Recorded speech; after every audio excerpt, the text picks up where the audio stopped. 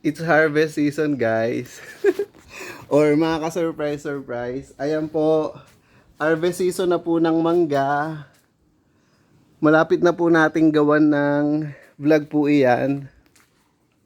And for today mga ka-surprise, as promised, meron na naman po tayong buy one take one video. So ayun, dun nga po sa mga nagpa-follow sa akin na alam niyo naman po mahilig po talaga tayo sa buy one take one mga ka-surprise. And for today, hindi lang po buy one take one mga ka-surprise. Ayan, meron din po tayong mga pa-props. Yung props naman po natin mga ka-surprise, connected naman po yan dito sa i-review po natin. So, syempre ayan, nakita nyo po may props po tayo na tent. Ano ba yan? Magka-summer na, di ba? Nag-ano ba ako mga ka-surprise? Kumbaga nag-i-influence po ba ako na mag-tent po tayo or pumunta po tayo somewhere na mag-hermit po tayo doon and then magtayo ng tent. Hindi po ako nag-i-influence ng ganun mga ka-surprise kasi po ako I am watching a lot of vlogs na ayan nagpupunta po sila sa mga malalayong lugar and then nagtatayo po sila ng tent doon and all I can feel is discomfort. I don't like discomfort mga ka-surprise. I've been there, I've done that, ganon. Siguro matanda na rin ako ganon, kaya di ko na po kaya ng mga ganyan-ganyan. But anyway, so yun lang po yung mini chika about dito sa ating, what do you call this, props. Kasi po mga surprise, bakit po ba tayo may props sa ganito? So kasi po kung let's say magka-camping po tayo, ganon, magdadala po tayo ng mga snacks. So ayan po, ito po yung panalong-panalong snacks natin mga ka-surprise. And ano ba to? Ba't ko may pinapakita niya naman to? Ayun, sa mga hindi pa po nakakapanood ng mga ibang review ko po sa mga food review, hindi ko po pinapakita to para mang-inggit mga ka-surprise. Ipinapakita ko po ito kasi mahilig po ako sa mga buy one take one. So, kung ano po yung may mga buy one take one na let's say staple na po dun sa supermarket, lagi na po siyang nandun, yun po yung nire-review natin para if ever you will come across it, ayun, alam nyo na kung ano yung lasa nun, and then at the same time, alam nyo na nagba-buy one take one po pala yung mga ganon. So, ayun, ito po ngayon, nabili ko po ito sa Robinsons, Lace po ito, and hindi ko pa po siya natitikman mga ka-surprise. This is salt and vinegar, ayan.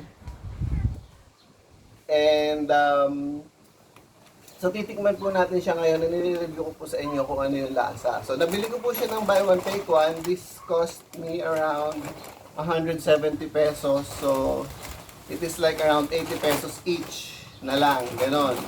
So win na win po tayo dyan.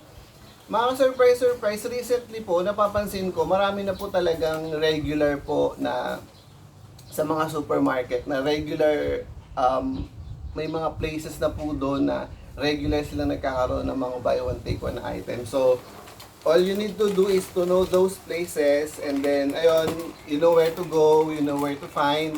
Especially kung maramihan po kayong, let's say, mag-i-snack, ayun nga, magka-camping. So, ayun, mas okay po kung buy one take one po yung mga mabibili natin, ganun. Para mas marami po tayong snack. So, ito po, without any further ado, i-review na po natin itong Lace Salt and Vinegar. So, ayun. So, yun nga po mga ka-surprise. Katulad po ng sinabi ko, hindi na po ako yung tipong naghahanap ng adventure, na papagurin ko yung sarili ko para lang maaliw, ganun.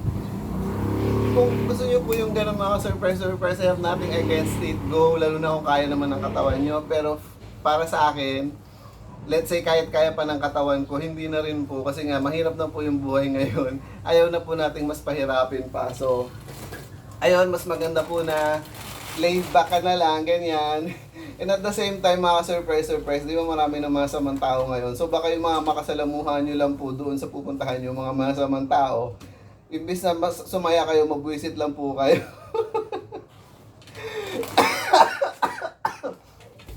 Excuse me. So, ayun po mga surprise, titikman na po. Ano ba? bago dumami pa po ng dumami yung mga chika ko sa inyo mga surprise. Ito na po yun. Salt and vinegar from Lay's. Mmm.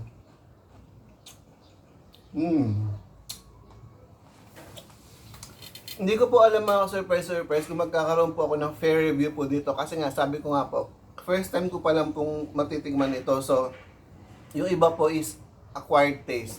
So, malalaman mo lang kung gusto mo talaga siya or kung masarap siya, kung matagal mo na siyang kinakain, gano'n. But for the first time mong kakainin, nasasabi ko bang okay naman siya? Well, yung crispiness niya okay. It is Lay's crispiness. Ayun.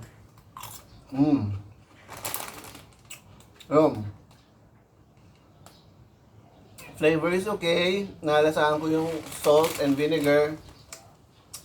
All in all, parang feeling ko okay siya mga surprise. Ayun.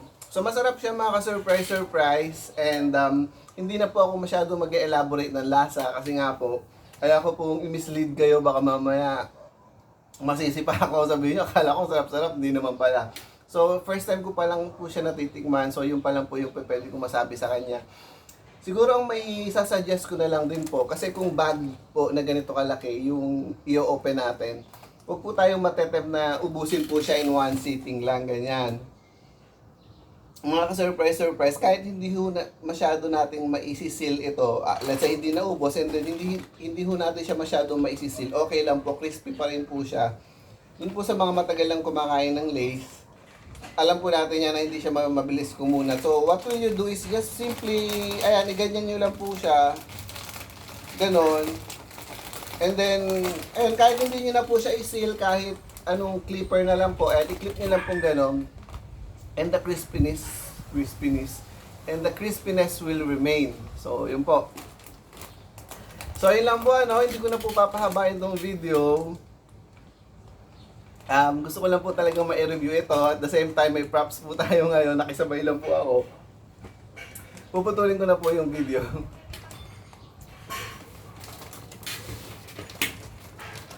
Gusto yatang sumama nito ni Charlotte. Charlotte, say hi!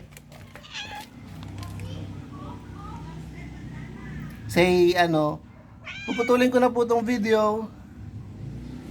Putulin natin yung video.